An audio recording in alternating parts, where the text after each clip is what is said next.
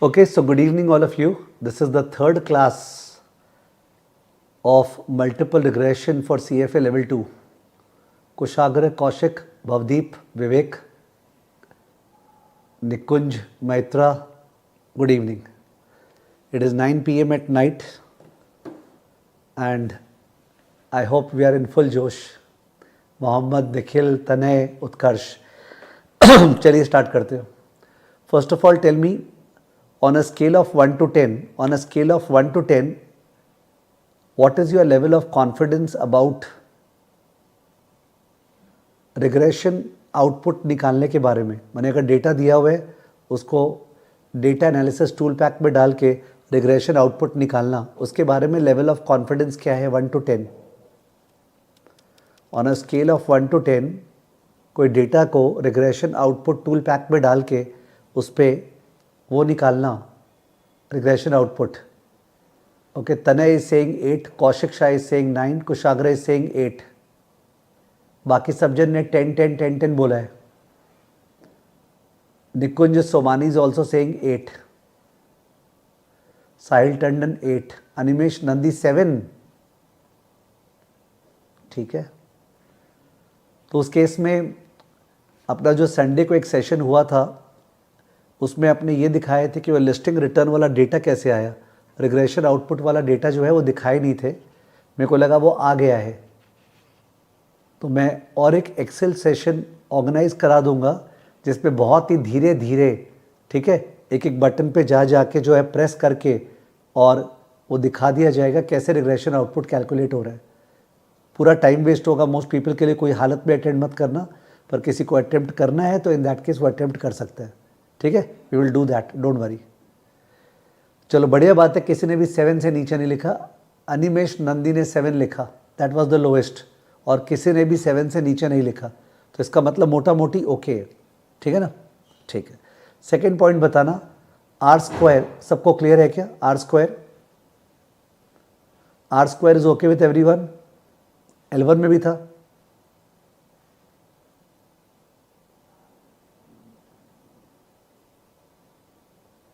R square is okay with everyone. L1 में भी था. गुड. एडजस्टेड आर स्क्वायर जो लास्ट क्लास मैंने समझाया था, एडजस्टेड आर स्क्वायर कि मैंने बोला जब भी अपने ऐड करेंगे एडिशनल टर्म्स को तो उस केस में ऑब्वियसली आर स्क्वायर तो बढ़ते जाएगा. इसका मतलब ये थोड़ी कि 50 इंडिपेंडेंट वेरिएबल्स ले लेंगे, तो इसलिए पेनल्टी लगाते हैं उस पर. उसका फॉर्मूला काम नहीं आने वाला है. वो जो था ना 1 - 1 - R square into n - 1 by n - k - 1, formula काम नहीं आएगा. काम आएगा जस्ट फीलिंग कि we don't want to take large number of factors unless and until the factor is very important, it has a huge explanatory power, तभी लेंगे. तो अगर वो माने मुश्किलों से जूझ के भी अगर जीत सके तो जाके वो मृत्युंजय है ना. क्या डायलॉग था? अगर वो मुश्किलों से जूझ के भी जीत सके तो वो मृत्युंजय है. तो वैसे लोगों को लेंगे. तो मुश्किल कौन सा हुआ? एडजस्टेड आर स्क्वायर का फॉर्मूला जो पीनलाइज कर रहा है, उसके बाद भी एडजस्टेड आर स्क्वायर ज़्यादा आ रहा है. किससे? आर स्क्वायर से नहीं. मैंने एक मॉडल जिसका K4 है और दूसरा मॉडल का K5 है, तो K5 वाले का एडजस्टेड आर स्क्वायर कम आना चाहिए. K4 जो है वो एक मॉडल है और K5 एक दूसरा मॉडल है, तो K5 वाले का आर स्क्वायर तो ज़्यादा आएगा, बट K5 वाले का एडजस्टेड आर स्क्वायर यूजुअली कम आना चाहिए K = 4 वाले से, गिवन द फॉर्मूला. बट अगर वो K = 5 का एडजस्टेड आर स्क्वायर ज़्यादा आ गया, किससे? K = 4 वाले एडजस्टेड आर स्क्वायर से. आई थिंक ये समझ रहे होंगे. I am not saying adjusted R square से ज़्यादा आना चाहिए. आई एम सेइंग दैट अगर K हायर है उसका adjusted R square by formula कम आएगा K लोअर के आर स्क्वायर से. बट अगर K = 5 जहां 5 फैक्टर्स लिए उसका एडजस्टेड आर स्क्वायर ज्यादा आ गया एज कंपेयर टू K = 4 का एडजस्टेड आर स्क्वायर से, इसका मतलब वो मृत्युंजय है. Okay, that factor may have a significant explanatory power. समझ में आया क्या? It would be very bad अगर आपने एग्जाम में लिख के आया या मल्टीपल चॉइस में, if adjusted R square is greater than R square then the model is good. Adjusted R square can not be greater than R square. Adjusted R square can not be greater than R square. समझ गए? यश कुछ लंबा चौड़ा लिख रहा है, वो मैं पढ़ नहीं पा रहा हूं. अनिमेश नौंदी बताइए, आपका मटन खाने आऊंगा मैं आपके घर. प्लीज बताइए, क्लियर है? एडजस्टेड आर स्क्वायर को आर स्क्वायर से कंपेयर नहीं करना है। k इक्वल टू 5, 5 फैक्टर्स, उसका एडजस्टेड आर स्क्वायर को k इक्वल टू 4, उसका एडजस्टेड आर स्क्वायर से कंपेयर करना है। समझ गए?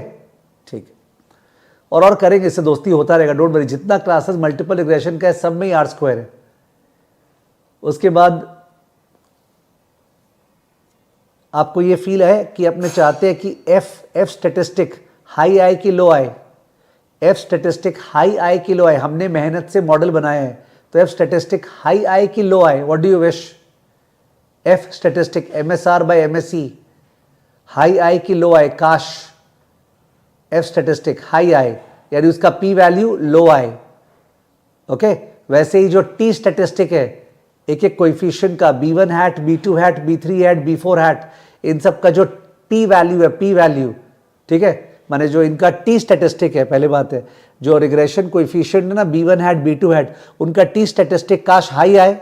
हाई माने एब्सोल्यूट बोल रहा हूं, नेगेटिव भी हो सकता है, माइनस में हाई बोल रहा हूं, या प्लस में हाई, कोने में आए, और उसका पी वैल्यू लो आए, दोनों चीज में सेम है, तब जाके इंडिविजुअल कोएफिशिएंट का सिग्निफिकेंट एक्सप्लेनेटरी पावर है। तो एक ओवरऑल मॉडल का एफ के हेल्प से, और एक है इंडिविजुअल कोएफिशिएंट का टी स्टैटिस्टिक के हेल्प से। कैलकुलेट टी स्टैटिस्टिक नहीं करना है, कैलकुलेट पी वैल्यू नहीं करना है, सब दिया रहेगा। यस ध्रुव शाह, कोने में आना चाहिए, सही बोला आपने, एकदम सही बोला, बहुत बढ़िया। अब आराम से सुनो मेरे बात। फर्स्ट चैप्टर में कुछ है नहीं, ऐसे ही लिखने को चैप्टर लिख दिए है, पर एक चीज फर्स्ट चैप्टर में जरूर है, वो है diagnostic plots for the purpose of prima facie checking whether the assumptions of multiple regression are violated. Once again I repeat, first chapter में जो मेन चीज है वो है डायग्नोस्टिक प्लॉट्स, यानी ग्राफिकल छवि। वो ग्राफ देख के अपने को फील आ जाएगा कि सर इसमें अजम्पशंस वायलेट हुआ है मल्टीपल रिग्रेशन का। मल्टीपल रिग्रेशन का जो अजम्पशंस है, उनमें सबसे ज्यादा अजम्पशंस होता है एरर टर्म से रिलेटेड, कि error terms are independently normally distributed with a mean equal to 0 and a constant variance. Error terms are independently normally distributed with a mean equal to 0 and constant variance. Okay, Kaustav क्या अपना note share हो गया था, पुराना वाला notes drive पे share हुआ था क्या? पुराना वाला नोट्स जब मैं लिखाता था उन दिनों का नोट शेयर हुआ था क्या ड्राइव पे? मल्टीपल रिग्रेशन का आप लोग बताना, कौस्तव चेक कर रहे हैं क्या? मल्टीपल रिग्रेशन का मेरा खुद का नोट्स नहीं शेयर हुआ, कोई बात नहीं, वो शेयर हो जाएगा, कल शेयर हो जाएगा, कोई बात नहीं, कल शेयर हो जाएगा। पीपल आर सेइंग शेयर नहीं हुआ, वो शेयर करना है, ठीक है ना? मैंने बोला था तुमको।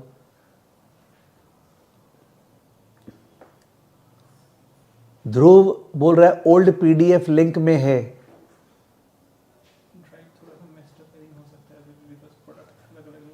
ओ, ड्राइव थोड़ा मेस्टअप है, ठीक, कोई बात नहीं, उसको क्लीन करके अच्छे से शेयर करवा देंगे, ठीक है? कल तक ये सॉर्ट आउट हो जाएगा, वो बोल रहा है, नो इश्यूज। तो मैंने अभी क्या बोला उसको स्क्रीन पे लिखता हूं मैं।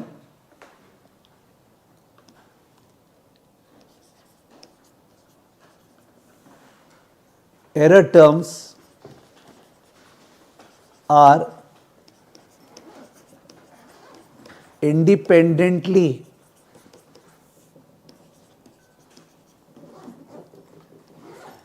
normally distributed with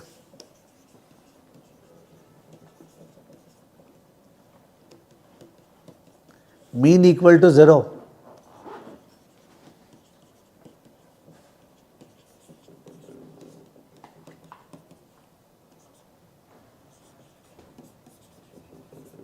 and a constant variance. Error terms are independently normally distributed with mean equal to 0 and a constant variance.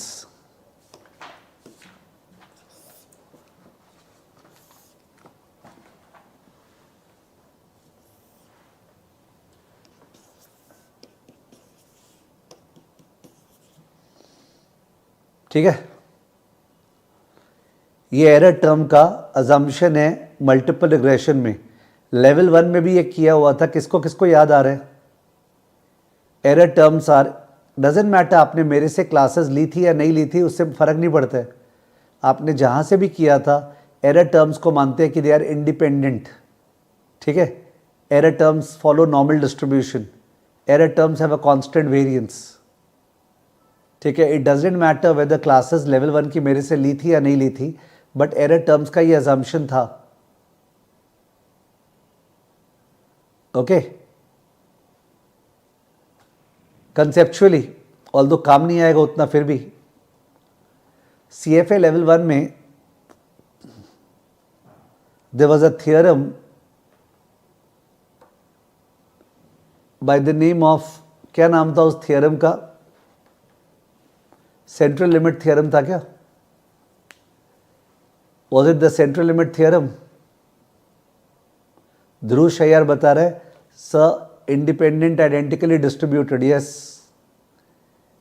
Central limit theorem था कि अगर अपने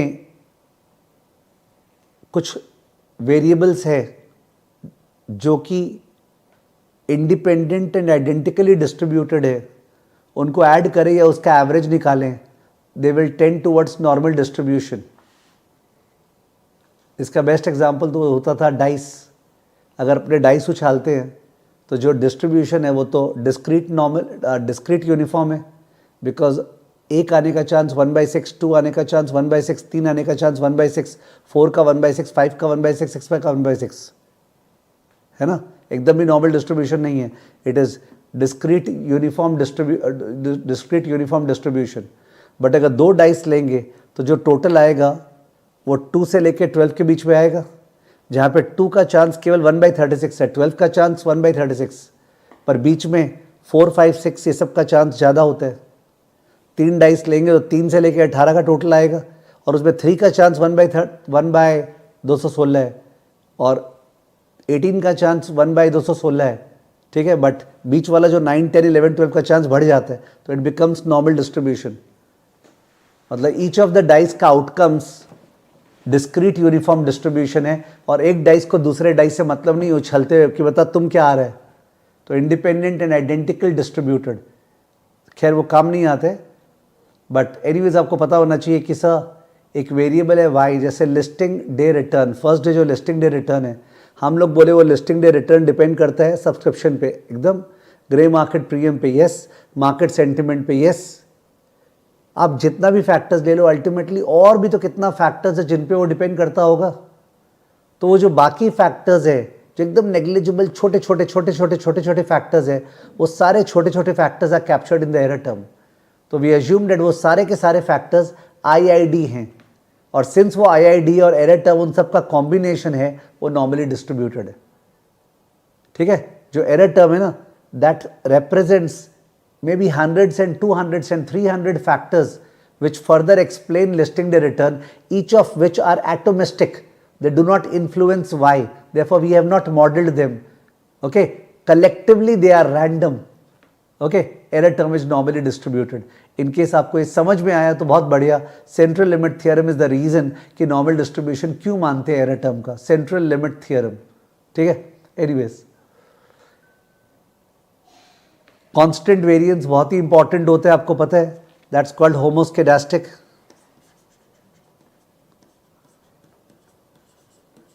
होमोस्केडास्टिक. If it is violated that's called हेटेरोस्केडास्टिक.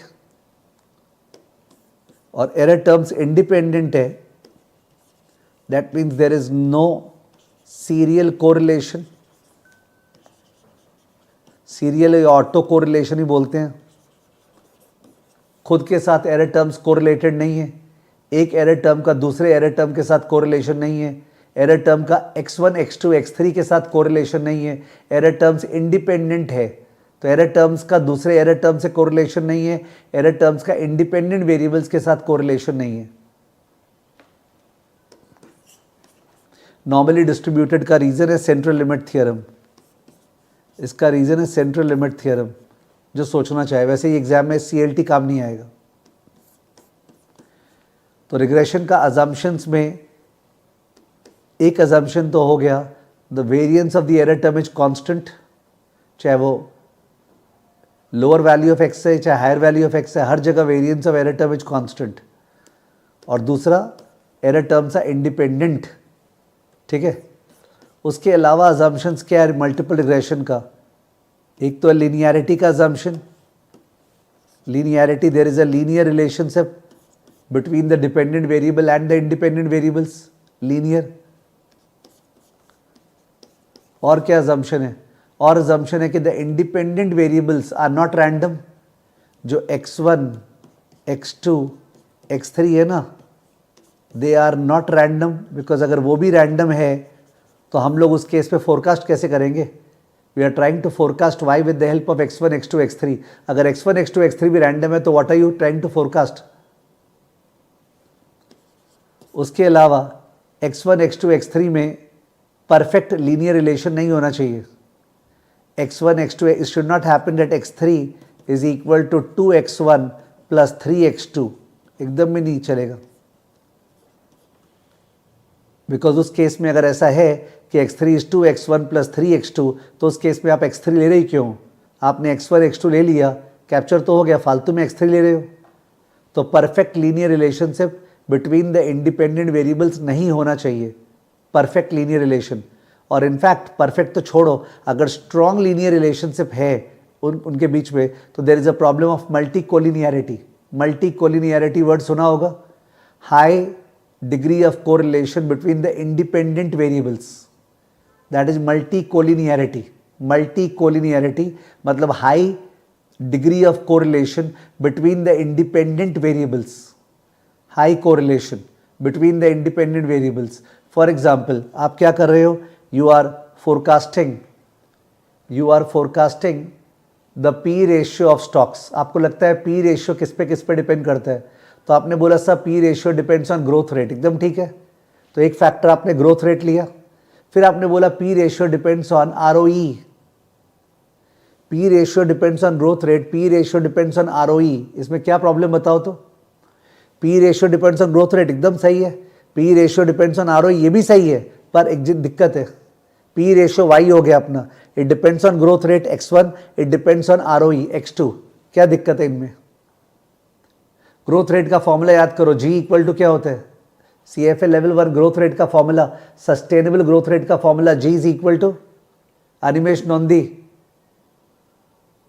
Sustainable growth rate का formula G is equal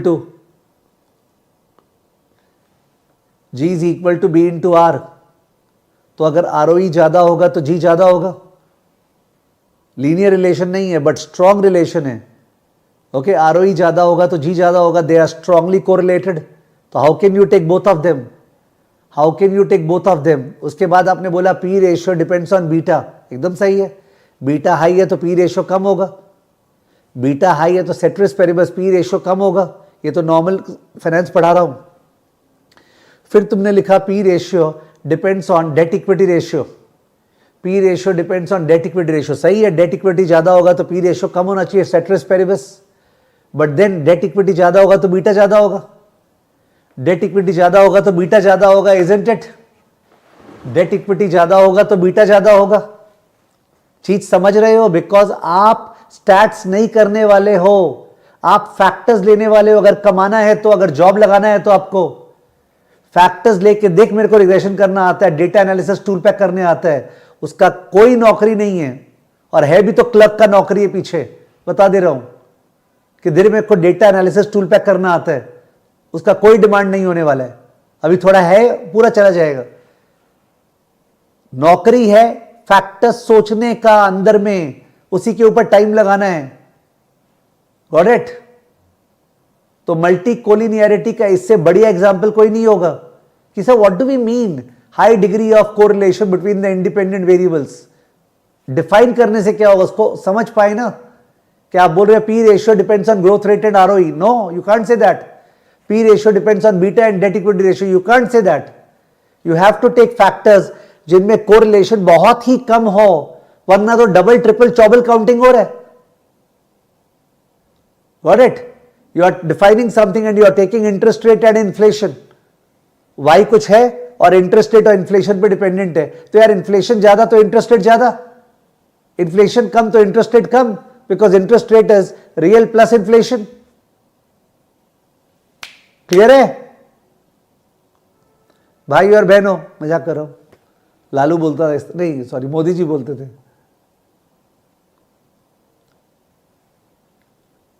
multi collinearity का feeling आया, अपने को financial feeling चाहिए, स्टैट्स फीलिंग नहीं चाहिए। ओके, अपने को फाइनेंशियल फीलिंग चाहिए मल्टी कोलिनियरिटी का।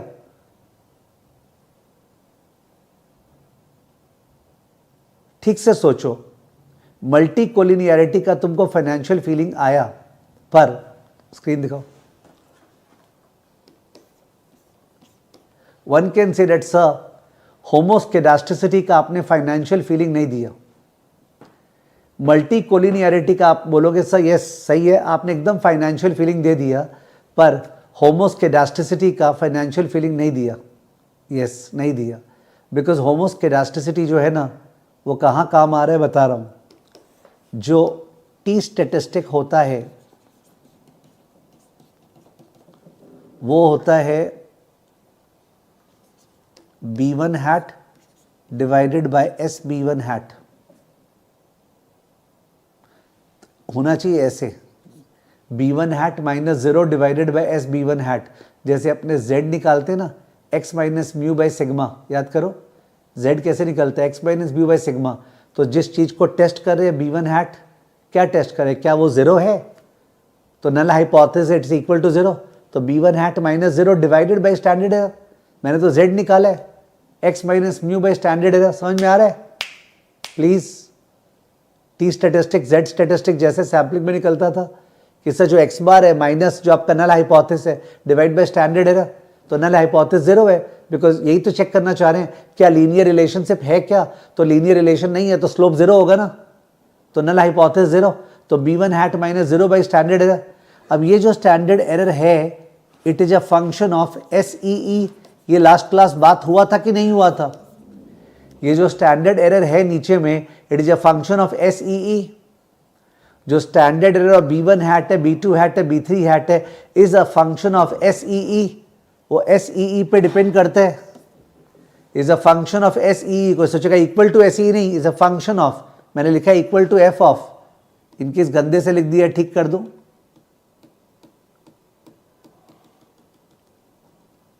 ये जो है it is a function of SEE, ये लास्ट क्लास बोला था मैंने। तो प्रॉब्लम ये है कि अगर सर हेट्रोस्केडास्टिक है, अगर हेट्रोस्केडास्टिक है तब तो SEE अलग अलग होगा ना, तब तो बहुत सारा SEE होगा, छोटे x पे अलग SEE, बड़े x पे अलग SEE, तो कौन सा SEE लेंगे? फिर तो 50 तो SEE हो गया। अब समझो, अगर स्टैंडर्ड एरर अलग अलग चेंज हो रहा है तो फिर कौन सा स्टैंडर्ड एरर लेंगे? ले ही नहीं पाएगा, तो कौन सा SB1 लेंगे? तो it is a statistical explanation, it can not be a financial explanation, it can not be a financial explanation. Animesh Nandi क्या लिख रहा है? सर ये कोएफिशिएंट का टी स्टैटिस्टिक, यस कोएफिशिएंट का टी स्टैटिस्टिक लिखा है मैंने, B1 hat minus 0 divide by SB1 hat। Level 1 में था क्या? हाँ था, एकदम 100% था।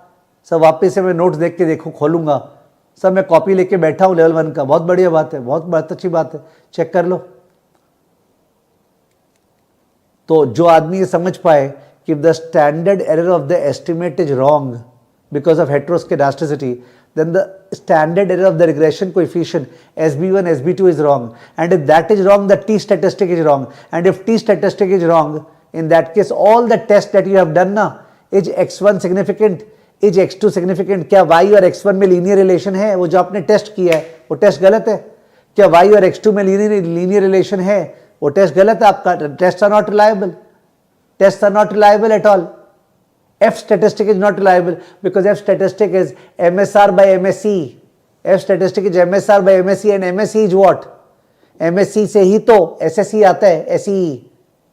तो MSE अगर हेट्रोस्केडास्टिक, कौन सा MSE लें, कौन सा MSE लें? अलग अलग MSE होना चाहिए ना, तो सारा का सारा टेस्टिंग बिकम्स अनरिलायबल अगर स्टैंडर्ड एरर, मैंने अगर हेट्रोस्केडास्टिक है तो, अगर हेट्रोस्केडास्टिक है तो मैं क्या कर रहा हूं पता है, लास्ट 10 मिनट से मैं 10 मिनट से केवल जानबूझ के टाइम स्पेंड कर रहा हूं on multicollinearity and on homoscedasticity, time spend कर रहा था, बिकॉज टाइम स्पेंड करने से दोस्ती होता है।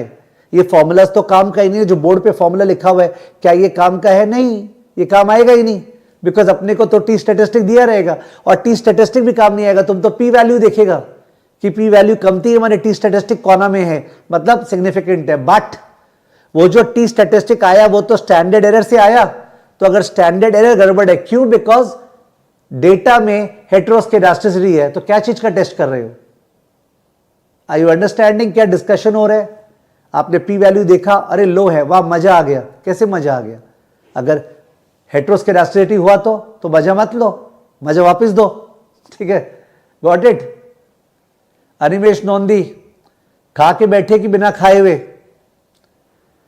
अनिमेश नंदी खाना खा के बैठे हैं या बिना खाए हुए?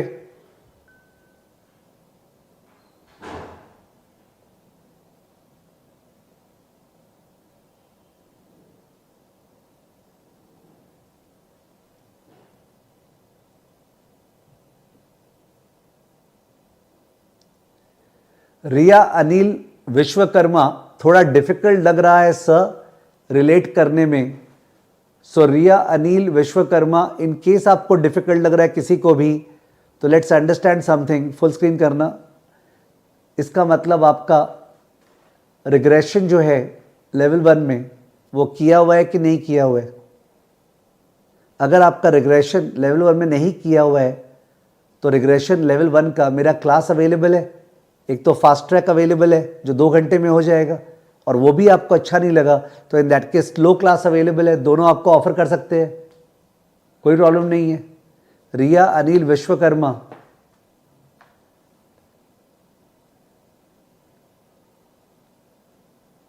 तो in that case there shouldn't be an issue. आप बोले किया था सर तो रिवाइज कर लीजिए फास्ट ट्रैक से, इट्स देयर ऑन यूट्यूब। अभी ग्रुप में शेयर कर देंगे, ग्रुप में फिर से शेयर कर दो। अभी आज ही शेयर हुआ है, बोल रहा आज ही शेयर हुआ है। जो सिंपल रिग्रेशन का रिवीजन क्लास था वो आज ही शेयर हुआ है। तो रिया प्लीज आपसे रिक्वेस्ट है कि आप प्लीज देख लेना। हाँ ठीक है, फास्ट ट्रैक कर लीजिएगा, बेस्ट है, ठीक है ना? बिकॉज आप समझो रिया एक चीज, प्लीज जज मी इन द करेक्ट मैनर। आज अपना ये तीसरा क्लास है मल्टीपल रिग्रेशन का, करेक्ट? ये LM1 है, LM2, LM3, LM4 ज़्यादा काम का है, LM1 हल्का है, ठीक है? तो अपने को 4 ठो मल्टीपल रिग्रेशन का चैप्टर करना है। अगर अपने 4-4 क्लास भी लेते हैं तो 16 क्लासेस हो गया। फिर टाइम सीरीज़ में कम से कम 8 क्लास, 16 एंड 8 कितना हो गया? 24। फिर मशीन लर्निंग में 4-5 क्लास, 29। उसके बाद जाके लास्ट वाला बिग डेटा प्रोजेक्ट में 4-5 क्लास, 34। 34 इंटू 1.5 60। 100 आवर्स, 120 आवर्स में तो लोग CFA लेवल 2 का सिलेबस कंप्लीट कर देते हैं। तो आर यू अंडरस्टैंडिंग? तो मेरे को गलत मत जज करना कि क्यों प्रिज्यूम कर रहे हैं, ऐसे क्यों पढ़ा रहे हैं, ठीक है? प्रिज्यूम कुछ नहीं कर रहे हैं, आपके मेहनत पे डेफिनेटली खेलना चाहते हैं कि आप L1 का स्टफ कर लें, किया हुआ था तो वापस से देख लें, ठीक है ना? ओके, सो वंस अगेन अपने दिखाओ। अजम्पशंस का बात कर रहे थे, तो अजम्पशंस एक तो ये रेड में लिखा हुआ है, error terms are independently normally distributed with mean equal to 0 and constant variance. तो इसमें अलग अलग बीकॉम के जैसे लिखा हुआ है, error terms are independent, error terms are normally distributed, error terms है mean equal to 0 and a constant variance. तो 3 अजम्पशन हो गया। उसके अलावा there is a linear relationship between the dependent variable and the independent variables. उसके अलावा the independent variables are not random. उसके अलावा perfect linear relationship should not exist between the independent variables. In fact, even if a high correlation exists between the independent variables, that is a problem of multicollinearity. Example, ROE and growth rate. Example, beta and debt equity ratio, if you take them as independent variables.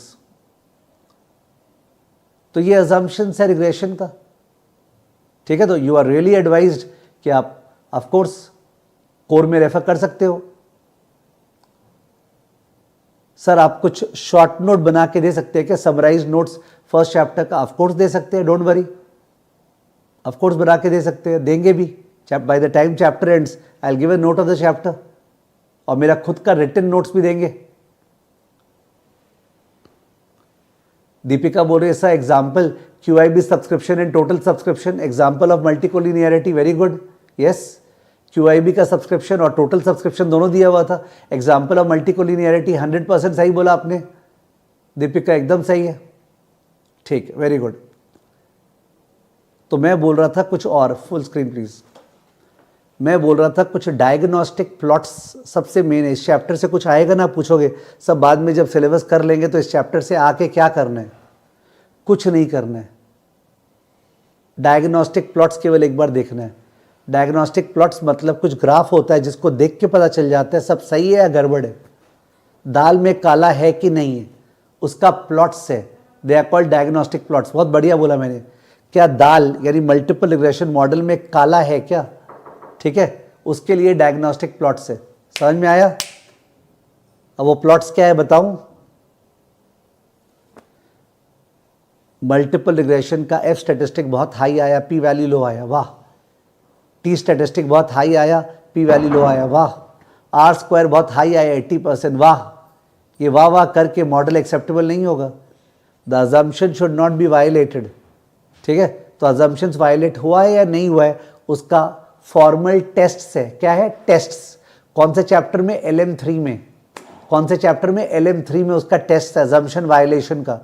इस chapter में क्या उसका feeling है कि मोटा मोटी एक बार दाल में काला है कि नहीं, ऊपर से देखे ऐसे दाल में काला, is it okay the analogy, मतलब अजम्पशंस वायलेटेड है कि नहीं है, उनको चेक करने का फॉर्मल मेथड LM3 में है। इनफॉर्मल मेथड यहां पे है, डायग्नोस्टिक प्लॉट्स। डायग्नोस्टिक प्लॉट्स, ठीक है, कि दाल में काला है कि नहीं है, उसको चेक करने का तरीका डायग्नोस्टिक प्लॉट्स। दिखाओ, लिखो। आर द रिग्रेशन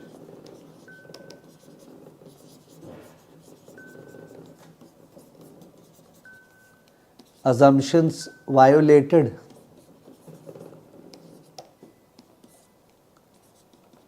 क्या दाल में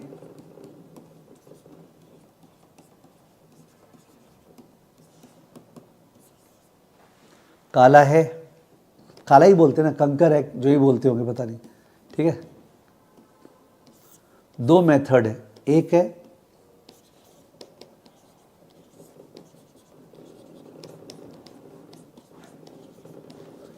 डायग्नोस्टिक प्लॉट्स,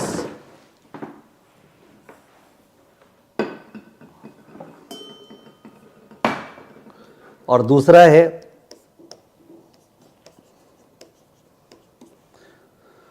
फॉर्मल टूल्स। ये LM3 में है।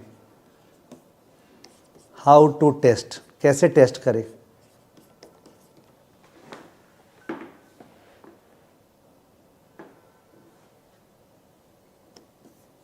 Diagnostic plot, formal tools. तो डायग्नोस्टिक प्लॉट्स LM1 में, this is important but easy. तो दो तरह के डायग्नोस्टिक प्लॉट्स हैं। एक है रेसिडुअल प्लॉट्स और एक है QQ प्लॉट्स। रेसिडुअल प्लॉट्स और QQ प्लॉट्स, और एक है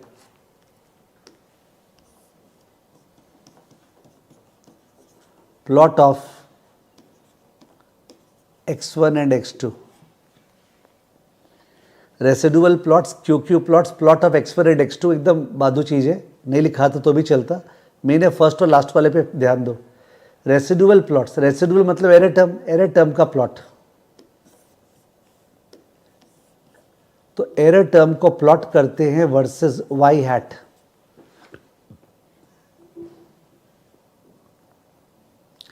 एरर टर्म को प्लॉट करते हैं versus y hat. X axis पे y हैट, वाई एक्सेस पे एरर टर्म।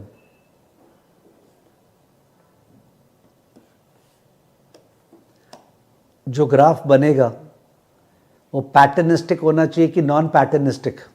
Yes please. जो ग्राफ बनेगा वो पैटर्निस्टिक होना चाहिए कि नॉन पैटर्निस्टिक?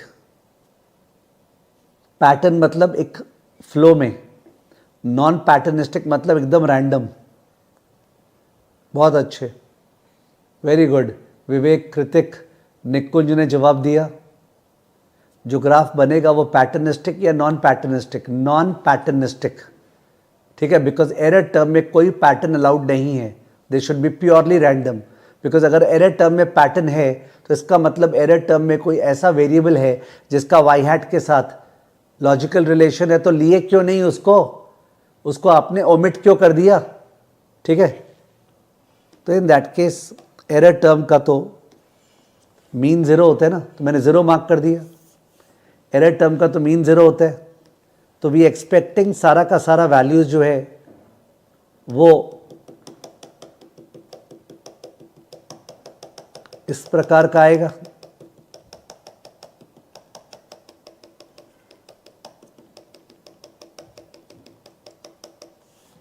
इस प्रकार का आएगा,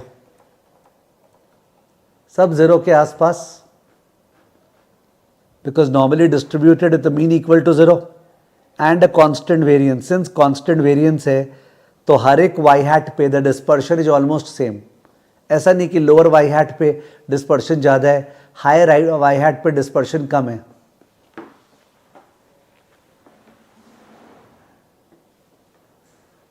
पता नहीं निधि शर्मा क्या बोल रही है नॉर्मली डिस्ट्रीब्यूटेड भी तो पैटर्न है, normally distributed variable is random, पता नहीं उस पे से कौन सा वैल्यू आएगा बाहर। ठीक है, और निधि शर्मा आपका जो क्वेश्चन हो गया वो हो गया जो फर्स्ट क्लास चालू हुई थी, जहां हम लोग बोले हम लोग स्टैट्स नहीं सीखने बैठे हैं, हम लोग एप्लीकेशन ऑफ स्टैट्स सीखने बैठे हैं। तो आपको लग रहा था यार मैं नॉर्मल डिस्ट्रीब्यूशन का ग्राफ बनाऊंगा। नॉर्मल डिस्ट्रीब्यूशन ग्राफ तो बनता अगर मैं एरर टर्म एक्स एक्सिस पे लेता और प्रोबेबिलिटी वाई एक्सिस पे। मैं तो यहाँ पे चेक कर रहा हूँ कि एरर टर्म जो है उसका वाई हैट के साथ कोई रिलेशन है क्या, नहीं होना चाहिए ना। एरर टर्म का मतलब ही random error term it is called. But अगर ये ऐसा हुआ, कैसा, बार बार तो ग्राफ बनाऊंगा नहीं, तो इसलिए अगर ये ऐसा हुआ इधर आके, देखिए,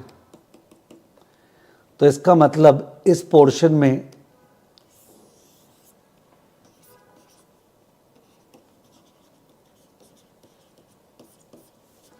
सिग्मा ई इज हायर और इस पोर्शन में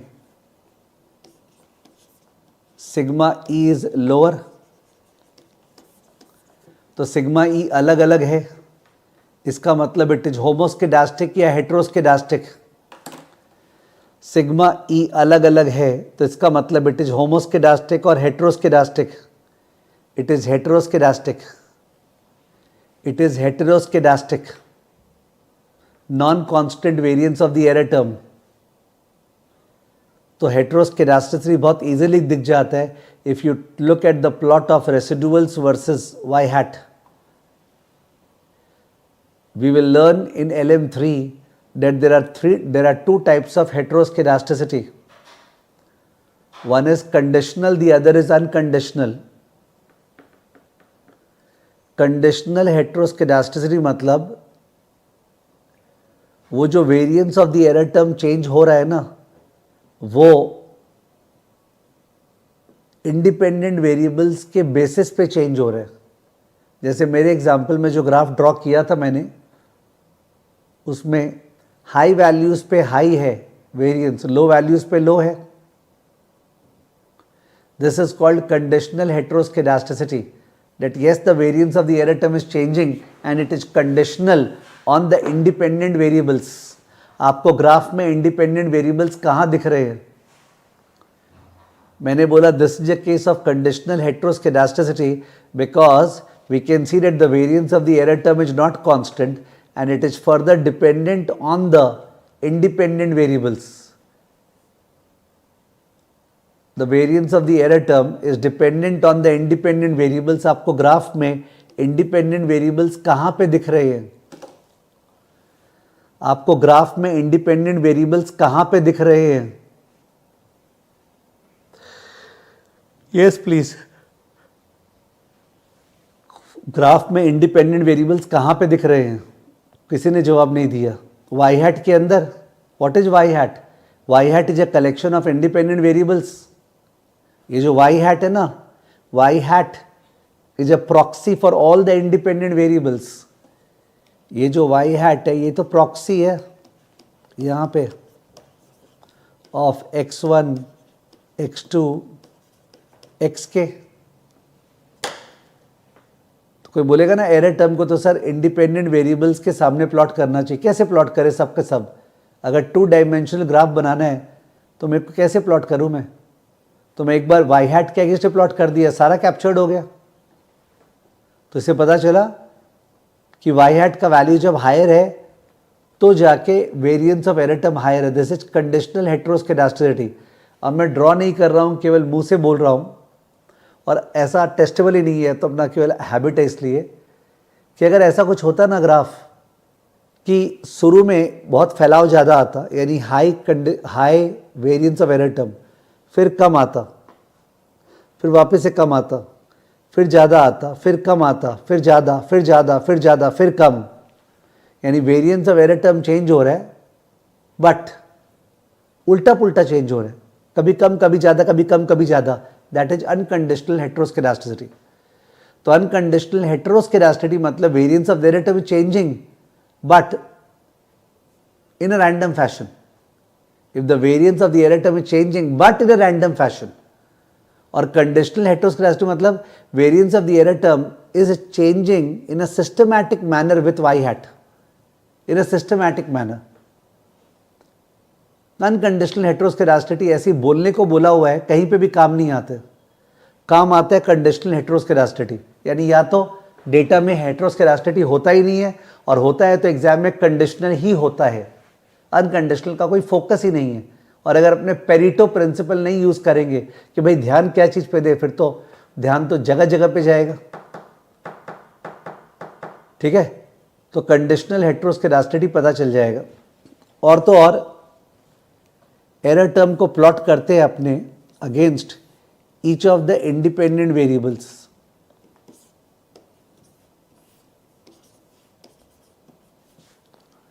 against each of the independent variables, एक एक करके x1 के साथ x2 के साथ, देखने के लिए कि क्या लीनियर रिलेशन है क्या।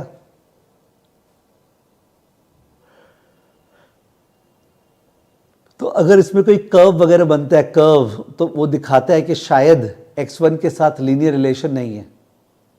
अगर कर्व बनता है इसका मतलब वो दिखाता है x1 के साथ लीनियर रिलेशन शायद नहीं है। ओके, ऐसा भी हो सकता है कि ग्राफ ऐसा बनेगा, एरर टर्म y हैट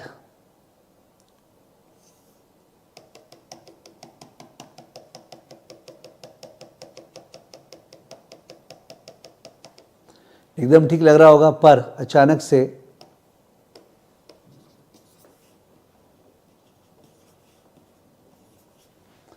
एक दो वैल्यूज उल्टा पुल्टा आ गया एरर टर्म का। एरर टर्म का 2-3 वैल्यूज उल्टा पुल्टा आ गया। तो वो जो उल्टा पुल्टा आ गया, क्या पता वो उल्टा पुल्टा पीरियड था। That was a market crash का डे, ब्लैक मंडे जो बोलते ना। तो क्या वो एबनॉर्मल पीरियड था जब ये उल्टा पुल्टा आया? इसको इन्वेस्टिगेट करना पड़ेगा। ये इन्वेस्टिगेट करना इज कॉल्ड इन्फ्लुएंशियल एनालिसिस। क्या? इन्फ्लुएंशियल एनालिसिस, कि क्या वो जो उल्टा पुल्टा आइटम आया एरर टर्म का, आउटलायर्स, क्या वो इन्फ्लुएंशियल आइटम है? Influential is a statistical term. We will do it in LM4 extensions of multiple regression. कहां पे?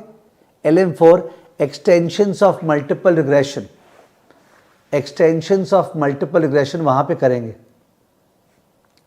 अगर आप ड्रॉ कर रहे हो तो आपको बगल में लिख देना चाहिए, these outliers need to be investigated These outliers need to be investigated. These outliers need to be investigated for influential analysis. These outliers need to be investigated for influential analysis. Bracket LM4.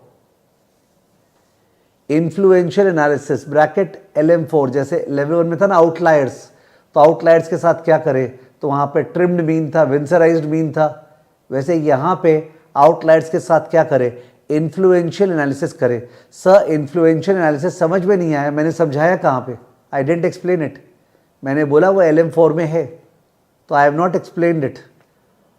तो मैं LM1 पढ़ाते हुए LM4 का सब कुछ बता नहीं पाऊंगा, बट द फैक्ट दैट मैं उसका हिंट दे रहा हूं तो आपका पिकअप अच्छा होगा बाद में. Got it. ये जो था एरर टर्म का x1 के साथ, एरर टर्म का x2 के साथ चेक करना चाहते हैं क्या उसमें नॉन लीनियरिटी है क्या, non linearity. Okay, non linearity जो लीनियर अजम्पशन का था वो चेक करना चाहते हैं. उसके अलावा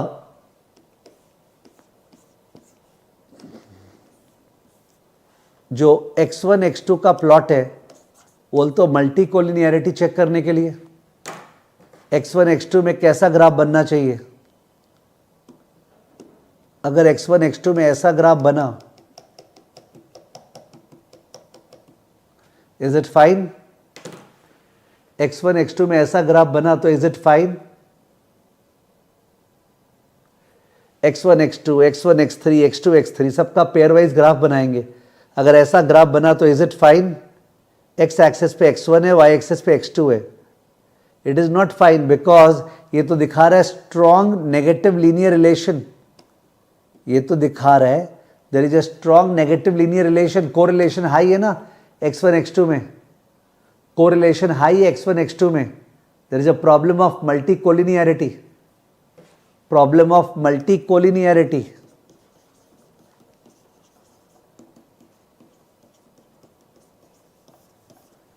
Because high negative correlation between x1 and x2.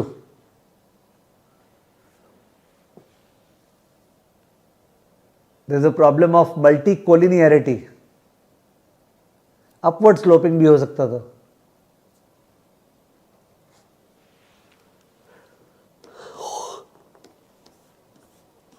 होना कैसा चाहिए, नो कोरिलेशन. नो कोरिलेशन का ग्राफ CFA L1 में कैसा होता है.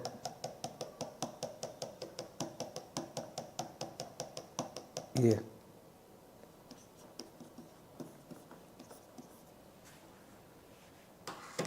अब एग्जैक्ट जीरो नहीं, बट R जो है बहुत छोटा है. x1 x2 में कोई कोरिलेशन है नहीं.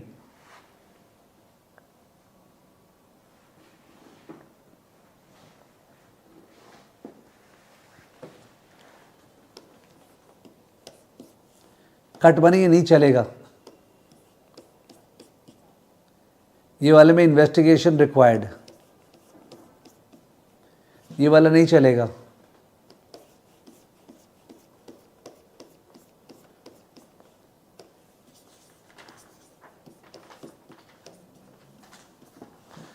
अब QQ प्लॉट्स अगर बोलूंगा तो एक बार भारी हो जाएगा, तो भारी करने के बजाय क्वेश्चन में चलते हैं, because questions are the best. उससे एक ब्रीज चलती है, हवा चलती है, मज़ा आता है. ओके, चार्ट सुनने के बजाय. ऑलरेडी चार्ट शुरू के 50 मिनट से सुन रहे हो, which has made the class bad, believe me. ठीक है, आइए क्वेश्चन देखते हैं. मैंने QQ प्लॉट बताया नहीं, ये क्वेश्चन देख रहे हैं. East Bridge research crypto currency study. Martinez, ध्यान याद है ना, CFA L1 में हमेशा नाम किससे पढ़ेंगे, टाइटल से. Very important. लेवल 2 में जो एग्ज़ाम का रिजल्ट आया है, मोस्ट ऑफ द स्टूडेंट्स हुम आई हैव स्पोकन टू, उनका एथिक्स में 50% से नीचे आया है. मोस्ट ऑफ द स्टूडेंट्स का लेवल 2 में 50% से नीचे आया है.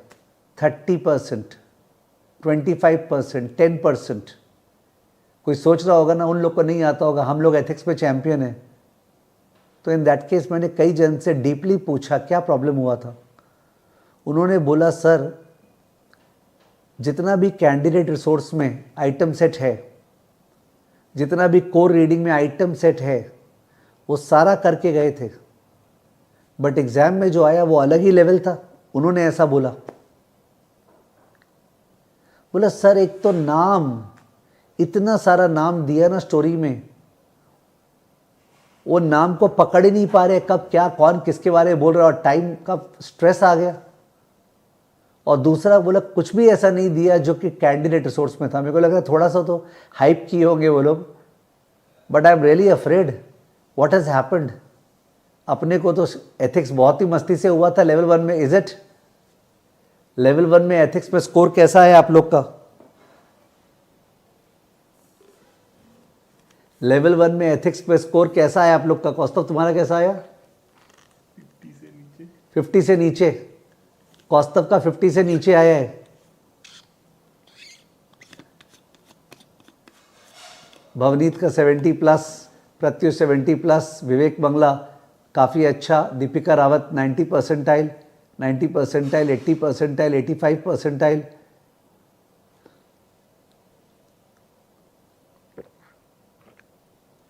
साहिल Tandon almost perfect. Kaushik Shah above average. तो seems that Kaustav is the outlier. इतना एथिकल पर्सन है कौस्तव, इसलिए बोलते हैं ज़्यादा एथिकल नहीं होना चाहिए रियल लाइफ में। एथिकल लोगों का एथिक्स में पता नहीं क्या इशू हो जाता है, ठीक है ना। Anyways whatever. तो लेवल 2 में एथिक्स का ये कहानी हुआ है। और देखो अभी तक ये पूरा बोलने में मैंने कोई एथिकल वायलेशन किया है क्या? मैंने आपको बताया लेवल 2 में एथिक्स टफ आया था, लोग बोले लंबा लंबा आया था, नाम बहुत कॉम्प्लिकेटेड थे। क्या ये डिस्कस करना एथिकल वायलेशन है क्या? Standard 7 yes please. Standard 7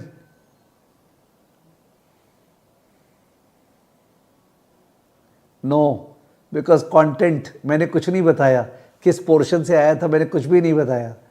difficult था ये बोलना, लाउड है, ठीक है ना। मैत्रा पटेल बोल रहा है यस वायलेशन, उसको तो मेरा सभी कुछ वायलेशन लगता है। भाई बच्चे की जान ले लो। परिया Gupta is saying that Kaustav का इन्फ्लुएंशियल एनालिसिस करना पड़ेगा।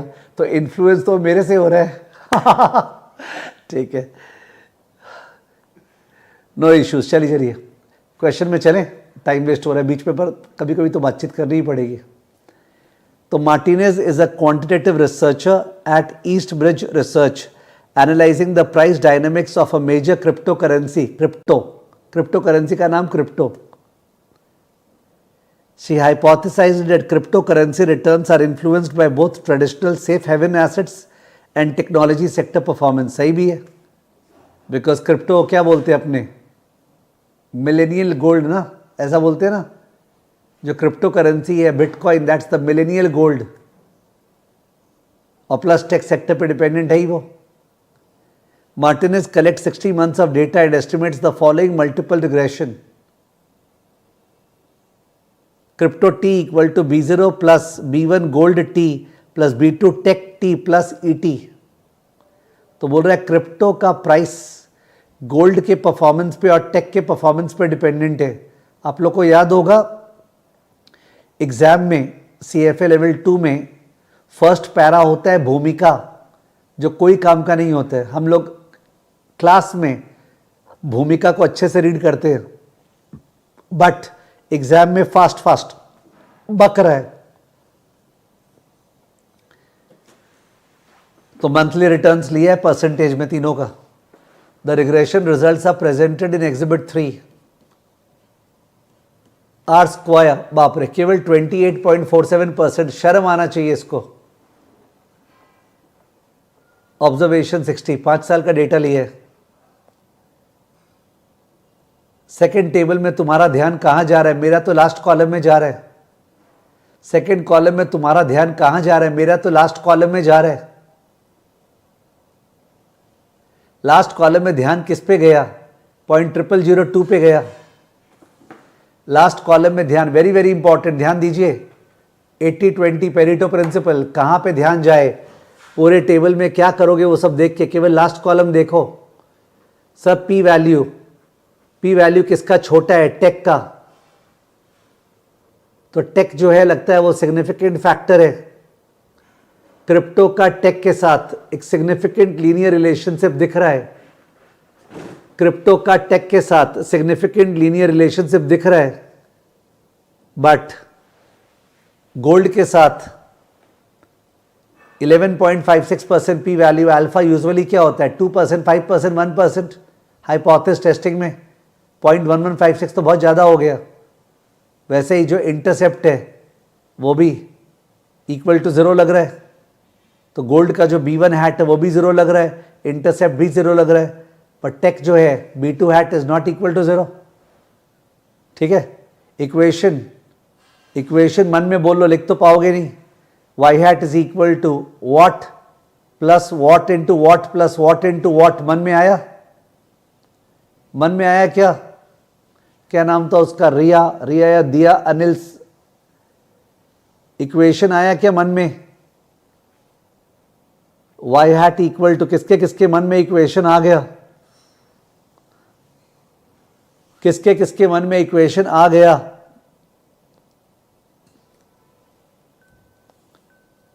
यस प्लीज, किसके मन में इक्वेशन आ गया? Very good.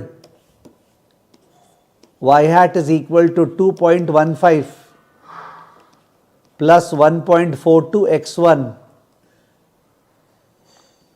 प्लस 2.85 x2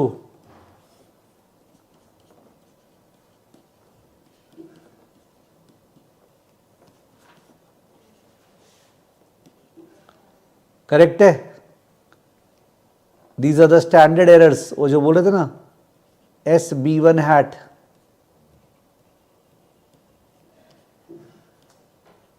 काम का नहीं है ऐसे मार्क करना, बट जस्ट बिकॉज पहला वाला कर रहे हैं अपने, फिर उसको डिवाइड कर लिया। चेक कर लो एक बार, 2.15 डिवाइड बाय 2.58 चेक करो। ये सब चेक करने से जो तुम्हारा प्रैक्टिस हो रहा है ये लाख गुना बेटर प्रैक्टिस है एज कंपेयर टू फालतू में कोर को चाटने से। 2.15 bye 2.58, 2.15 divide by 2.58,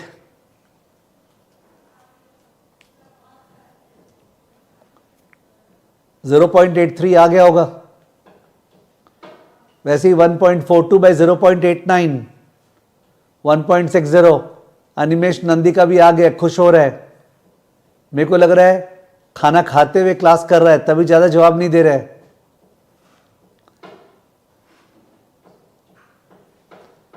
okay, anyways next. Martinez generate several diagnostic plots. वैसे अपने ऐसे नहीं देते हैं, अपने सेगमेंट एंड स्ट्राइक अप्रोच करते हैं। तो मेरे ख्याल से यहां से क्वेश्चन पूछ लिया होगा। ठीक है, यहां से क्वेश्चन पूछ लिया होगा वो लोग, आगे पढ़ने का जरूरत नहीं है। आप लोग को इनका इंटरप्रिटेशन पता है ना? Please tell me, if gold price goes up by 1%, crypto price is expected to go up by 1.42%, assuming tech remains unchanged. If gold price goes up by 1%, crypto price is expected to go up by 1.42%, assuming tech remains unchanged. समझ में आया? 1.42 का interpretation. If gold price goes up by 1%, crypto price is expected to go up by 1.42%, assuming X2 remains constant. Clear? तो 1.42 is the slope ना, partial slope, y hat और x1 के बीच में partial slope, ceteris paribus, रिया Anil Vishwakarma, ceteris paribus जो के other factors remaining constant। तो please tell मी 1.42 जो है 1.42 तो स्लोप होता है, तो मैंने उसको इलास्टिसिटी वाइज क्यों बोला? मेरे को बोलना चाहिए था x1 goes up by 1 unit, y hat will go up by 1.42 units. Assuming x2 constant, but मैंने परसेंटेज में बोला, क्यों? मैंने तो एक तरह से इलास्टिसिटी वाइज बोल दिया, जबकि होता है स्लोप। क्यों बोला मैंने परसेंटेज में, जबकि वो होता तो स्लोप है? मैंने परसेंटेज में क्यों बोला? ये पूछेगा नहीं एग्जाम में, बट ये कॉमन सेंस की बात है। क्यों बोला मैंने परसेंटेज में? कहीं से फीलिंग आ रही है यस जवाब देने वाला है?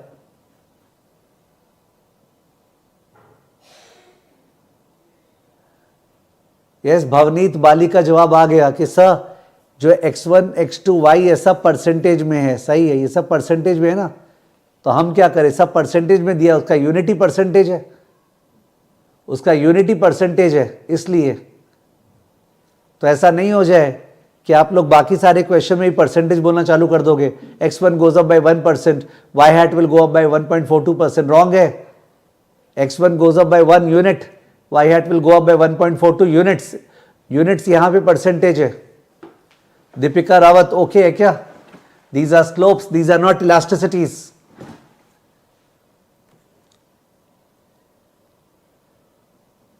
If x1 is equal to 0 and x2 equal to 0, then y hat is expected to be 2.15%.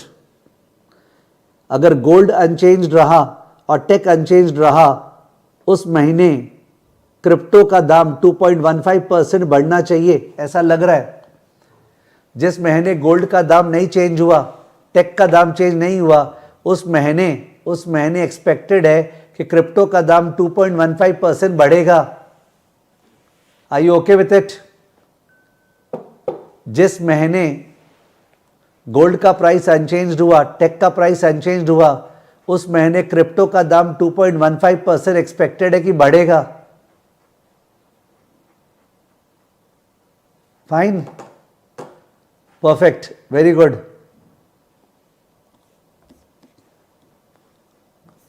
Question देख रहे हैं।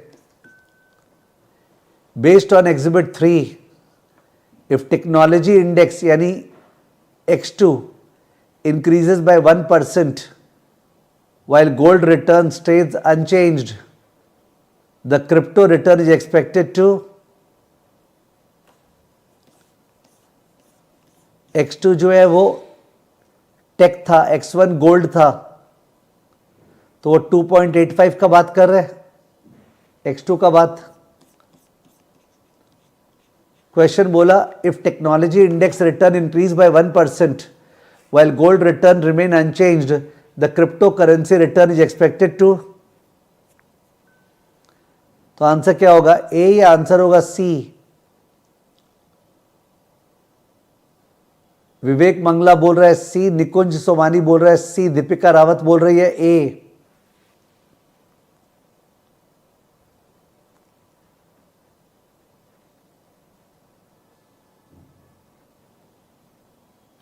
कौशिक शाह बोल रहा है सी, अनिमेश नंदी ए, कृतिक संथालिया ए, वरुण शुक्ले सी, ध्रुव सी, परिज्ञा सी। बाप रे बाप, आंसर ऑब्वियसली है ए। आंसर है ए, अपना गलती समझो। आंसर है ए, अपना गलती समझो। एक तो रीजन क्या है सी पकड़ने का विवेक मंगला का, कि आसान चीज बर्दाश्त नहीं होती है। लगा ये तो डायरेक्ट है, 2.85 दिया हुआ है। तो Vivek Mangla is made for tougher things. Gym में जाता है तो भी 5 केजी नहीं उठाता है, सीधा 10 केजी से स्टार्ट करता है। 10 केजी का डंबल दायां में, 10 केजी का डंबल बायां में। ओके, वो जाता है जिम में तो इससे स्टार्ट करता है, 2 केजी 5 केजी या एकदम ही नहीं। तो एक तो रीजन ये था उसका, कितना आसान 2.85। तो ये बता दे एग्जाम में एकदम आसान क्वेश्चन आ सकता है।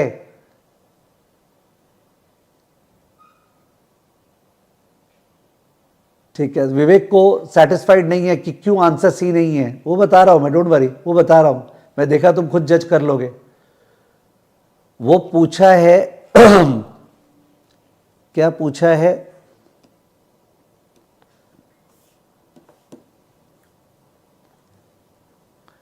Crypto's return is expected to be नहीं बोला है, एक्सपेक्टेड टू बी कितना है वो नहीं बोला है, एक्सपेक्टेड टू इंक्रीज बाय बोला है, एक्सपेक्टेड टू इंक्रीज बाय बोला है। तो क्या इंटरप्रिटेशन था 2.85 का, पूछते एक बार तुमसे। 2.85 का इंटरप्रिटेशन करो तो विवेक, 2.85 का मतलब क्या था? If x2 goes up by 1%, tax goes up by 1%, while gold price remains unchanged, in that case crypto return is expected to go up by 2.85%। यही तो बोलते हैं। तब तो कोई हालत में वो इंटरप्रिटेशन नहीं होगा। If x2 goes up by 1% while x1 remains unchanged, then y will go up by 2.85%। यही तो बोलते हैं हम लोग।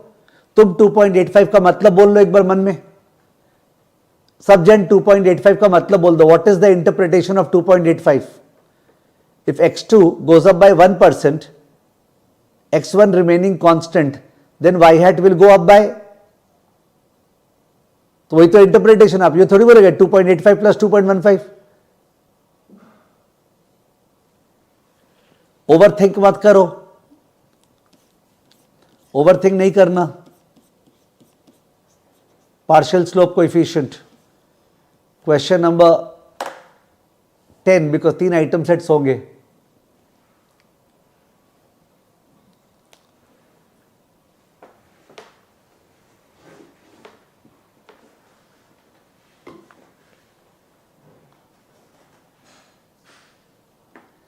Using the consensus forecast and exhibit 3, the predicted cryptocurrency return is closest to, consensus forecast पढ़ा था क्या हमने? कहाँ था?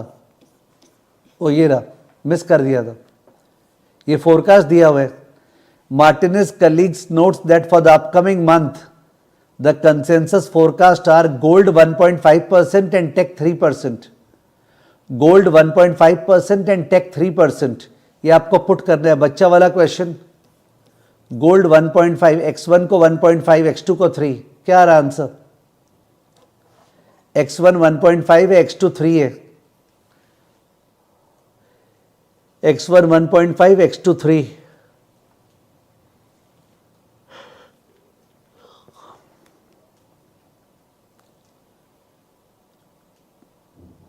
x1 1.5, x2 3, तो 12.83% आ रहा है, पर निकुंज का 10.68 आ रहा है, सबका 12.83% आ रहा है। पुट करना है, इसमें मेरा समझाने का कुछ है नहीं।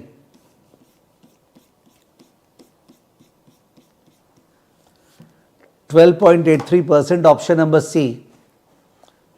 Okay, using the consensus forecast and exhibit 3, the predicted crypto currency return is closest to 12.83%। Putting वाला, finding out the forecasted value of the dependent variable. क्या लेवल 1 में हम लोग इसका कॉन्फिडेंस इंटरवल बनाते थे? ये जो वाई हैट निकालते थे उसका कॉन्फिडेंस इंटरवल बनता था। मेरे को तो याद है, तुम लोग से पूछ रहा हूं, बिकॉज वाई हैट तो पॉइंट एस्टिमेट हुआ। x1 दिया हुआ, x2 दिया, वाई हैट निकाले, वो जो आया वो तो पॉइंट एस्टिमेट आया। पर पॉइंट एस्टिमेट थोड़ी कोई करता है, इंटरवल एस्टिमेट करते हैं ना। 90% कॉन्फिडेंस इंटरवल, 95% कॉन्फिडेंस इंटरवल। याद है हम लोग इसका कॉन्फिडेंस इंटरवल बनाते थे। कृतिक बोल रहा है yes, Nikunj yes, Varun yes. कहां गया कौशिक शाह? कौशिक,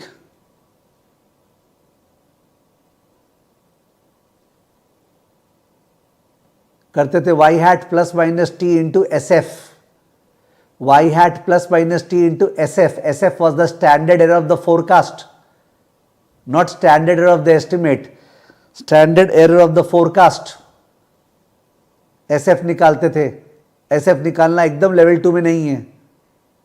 ओके, वो दिया रहेगा सब। मेरे को बहुत अच्छा लगता था, फॉर्मूला रटा हुआ है तो अपने अंदर रखो, तो अपने अंदर रखो। कृतिक बोल रहा है n-2 डिग्री ऑफ फ्रीडम। कृतिक सही बोल रहा है क्या? कृतिक बोल रहा है n-2 डिग्री ऑफ फ्रीडम। कृतिक सही बोल रहा है क्या?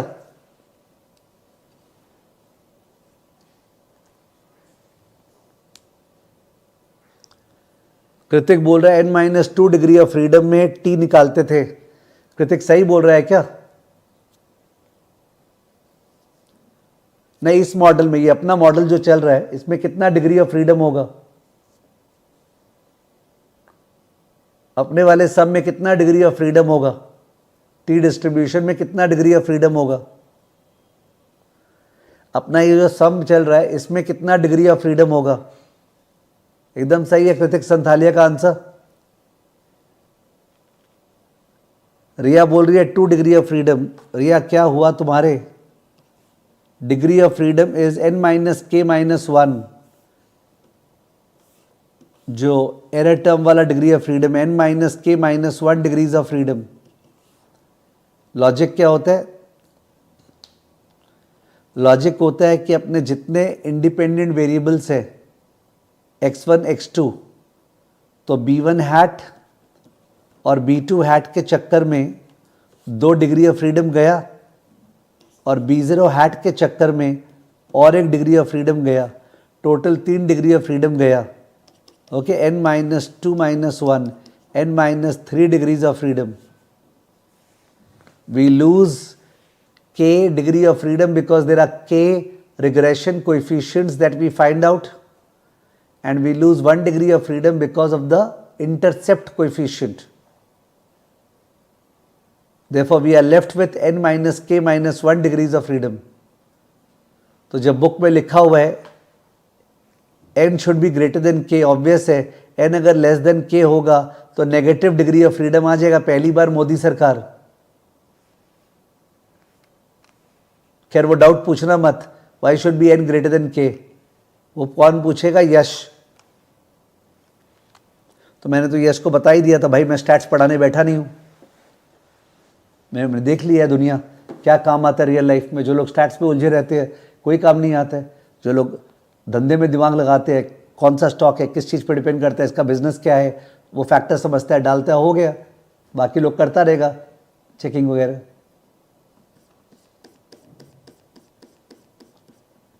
अब पैटर्न का बात आ रहा है।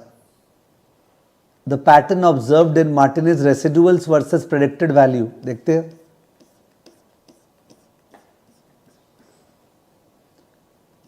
ये एग्जिबिट 5 था, residuals versus predictive value of crypto. तो एक्स एक्सिस पे प्रेडिक्टेड वैल्यू है वाई हैट, वाई एक्सिस पे रेसिडुअल है एरर टर्म, एक्स एक्सिस पे प्रेडिक्टेड वैल्यू वाई हैट है और वाई एक्सिस पे एरर टर्म है। तो आपको दिख गया होगा क्या दिक्कत है इस ग्राफ में, साफ साफ दिख रहा है।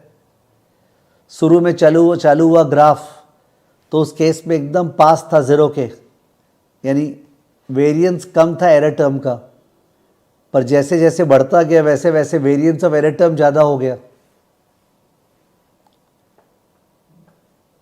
चाइनीज फैन बोलते ना, ऐसा ही होता है, वो जो फैन चलाते हैं अपने, फैन ऐसा होता है ना, फैन इस तरह वाला fan.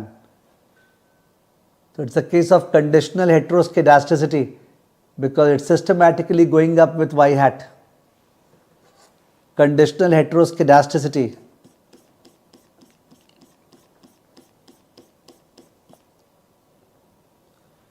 The pattern observed in Martinez residuals versus predicted values plot most likely indicates a violation of the assumption of the pattern observed in Martinez residual versus predicted value plot most likely indicates a violation of the assumption of homoskedasticity of the regression residuals. Option number B.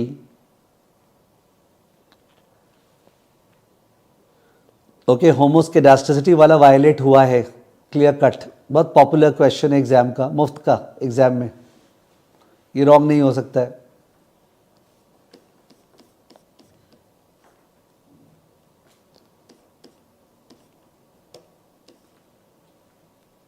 Based on the diagnostic findings, the most appropriate next step for Martinez is to, क्या करना चाहिए? Based on the diagnostic findings, the most appropriate next step for Martinez is to, तीनों को आराम से पढ़ना है, पहले आंसर देने में कैलिबर नहीं है, सही आंसर देने में कैलिबर है, तीनों को आराम से पढ़ना है। बोले ये जो फाइंडिंग्स हुआ, ठीक है, तो मोस्ट अप्रोप्रिएट नेक्स्ट स्टेप क्या है? remove gold variable from the model due to its insignificant coefficient, investigate methods to address non-constant variance of residuals before drawing inferences, conclude that the model is valid since the pairwise scatter plot shows no multicollinearity. Pairwise scatter plot था क्या? Graph मेरे से miss हो गया लगता है। ओ हाँ, ये मिस हो गया, ये भी ग्राफ था। एग्जिबिट 4 भी था, देख लीजिए। एग्जिबिट 4 में इन्होंने गोल्ड यानी x1 और टेक यानी x2 को प्लॉट किया है। x1 x2 को प्लॉट किया है दीपिका रावत। x1 x2 को प्लॉट करते हैं बिकॉज हम लोग चाहते हैं इन दोनों में कोरिलेशन नहीं हो। तो देखो पूरा फैला हुआ है, कोई कोरिलेशन नहीं है। वो जो स्ट्रेट लाइन बीच से बनाया हुआ है उससे कंफ्यूज मत होना, वो तो कोशिश कर रहा है, सारे पॉइंट्स दूर दूर है। Correlation is very very low, बहुत ही वीक कोरिलेशन है। कोरिलेशन अराउंड 0 है, यानी मल्टी कोलिनियरिटी का प्रॉब्लम नहीं है। मल्टी कोलिनियरिटी का प्रॉब्लम नहीं है। तो क्वेश्चन क्या था? Based on the diagnostic findings, the most appropriate next step for Martinez is to number A, remove gold variable from the model due to its insignificant coefficient. Yes, gold का insignificant coefficient था, वो हमने देखा था, उसका p value high था। Gold का insignificant coefficient था, उसका p वैल्यू हाई था। देखिए गोल्ड का लास्ट कॉलम 0.1156, तो लग रहा है गोल्ड इनसिग्निफिकेंट है। तो बोल रहा है इसलिए नेक्स्ट स्टेप है गोल्ड को हटा देना चाहिए। बोल रहा है गोल्ड को हटा देना चाहिए।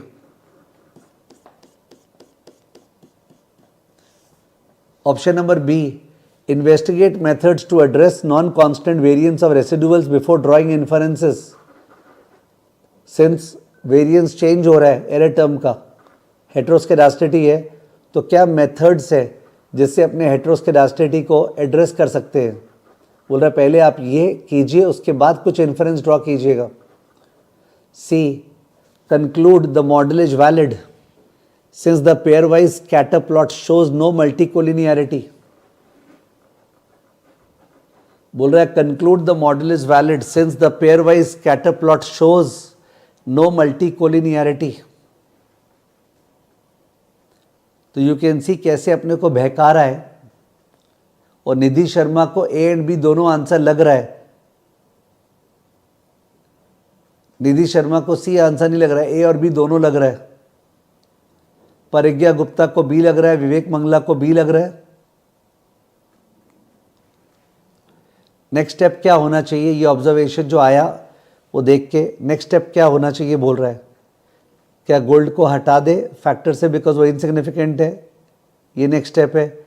या हम लोग इन्वेस्टिगेट करें कि हेटेरोस्केडास्टिटी कैसे एड्रेस होगा, और या मॉडल को एक्सेप्ट कर लें बिकॉज मल्टीकोलिनियरिटी का इशू नहीं है। Answer is 100% B. Answer is 100% B. Okay, the answer is B.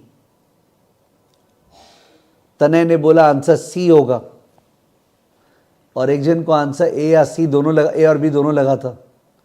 Let's discuss, ध्यान दीजिएगा। अपने एग्जाम में तो मार्क्स देता नहीं है। सीए फाइनल में 6 पेपर है। 6 पेपर में हर पेपर में 40-40 लाना जरूरी है, बट टोटल में 300 से ऊपर आना चाहिए, यानी 50 का एवरेज।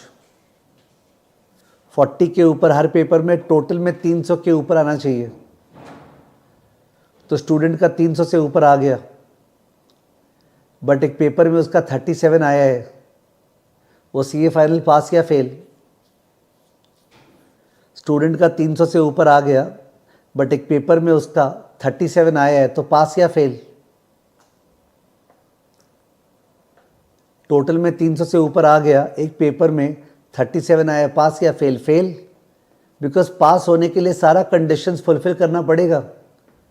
तो ये मैं तनय को समझा रहा था। तनय, ऑफ कोर्स मल्टी कोलिनियरिटी का प्रॉब्लम नहीं है, नहीं नहीं, फेल है पूरा विवेक, पूरा फेल है। वो सब्जेक्ट का फेल नहीं, पूरा फेल है। वो एग्जाम्पशंस होता है कुछ सब्जेक्ट में, उसका बात नहीं कर रहे अभी अपने, जितना नॉलेज दिया उसके हेल्प से। तो तने वैसे ही ये मॉडल में मल्टी कोलिनियरिटी नहीं है, उस वाइज वो पास किया है, पर हेटेरोस्केडास्टिटी तो है, तो फेल है ना, मतलब फेल है। सारा का सारा अजम्पशंस ठीक है तो जाके पास होगा ना। तो जस्ट बिकॉज मल्टी कोलिनियरिटी ठीक है तो तुम बोल रहे हो pass. How can C be the answer? तने आपने बोला किसी आंसर होगा, अपने को कंक्लूड करना चाहिए कि मॉडल वैलिड है। Model is not valid. हाँ ठीक है, मल्टी कोलिनियरिटी नहीं है, बट हेटेरोस्केडास्टिटी का इश्यू तो है। I hope it is understood Tanay कि why C is not the answer. Everything has to be satisfied. The model has to satisfy all the conditions. If it satisfies one condition, we can't take it as valid. All the conditions has to be satisfied. तो C is okay. किसी ने C बोला भी नहीं था। अगर model में हेटेरोस्केडास्टिटी है, उसकी वजह से स्टैंडर्ड एरर गलत है, उसकी वजह से टी टेस्ट गलत है, तो आप जो बोल रहे हो कि गोल्ड इनसिग्निफिकेंट है, टेक सिग्निफिकेंट है, वो तो रिलायबल ही नहीं है। जो आपने बोला गोल्ड इनसिग्निफिकेंट है और टेक सिग्निफिकेंट है, वो तो आपने टी टेस्ट के बेसिस पे बोला, जिसपे स्टैंडर्ड एरर यूज हुआ है।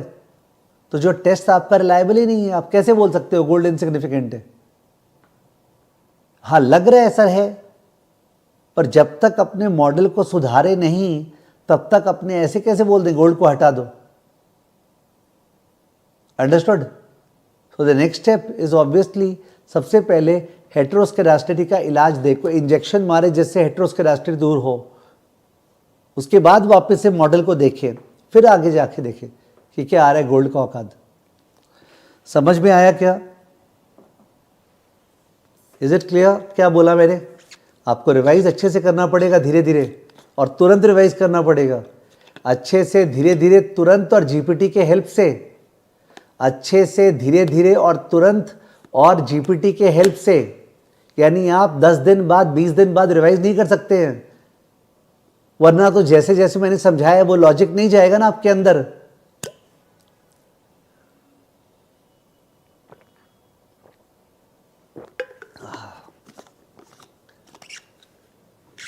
समझ गए? बेसिक बेसिक लॉजिक है, बट इंपॉर्टेंट है स्टेज पे, बिकॉज हम लोग तो क्वेश्चंस के सहारे अपना पूरा कॉन्सेप्ट तय कर रहे हैं।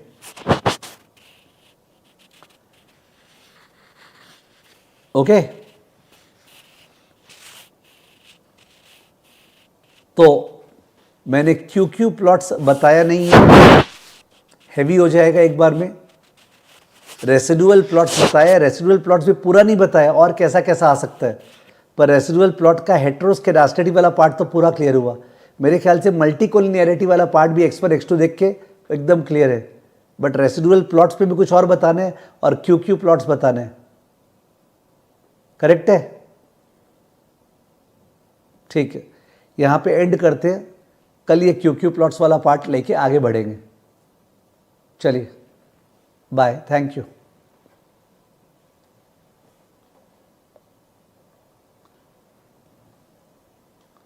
कुशाग्र पूछ रहा है कि क्या सर इसका सॉल्यूशन देख के रिवाइज कर सकते हैं? ऑफ कोर्स, पर समझो सॉल्यूशन बहुत बार वैसे दिया हुआ रहेगा। कैसे? वो ज्ञान देके जो टान टान के लिखता है, बट अपने जो समझते हैं वो अलग तरह समझते हैं। तो आपको इसलिए सॉल्यूशन देखिएगा, पर याद कीजिएगा सर कैसे बोले थे, सर का लॉजिक कैसा था। ठीक है ना? That way.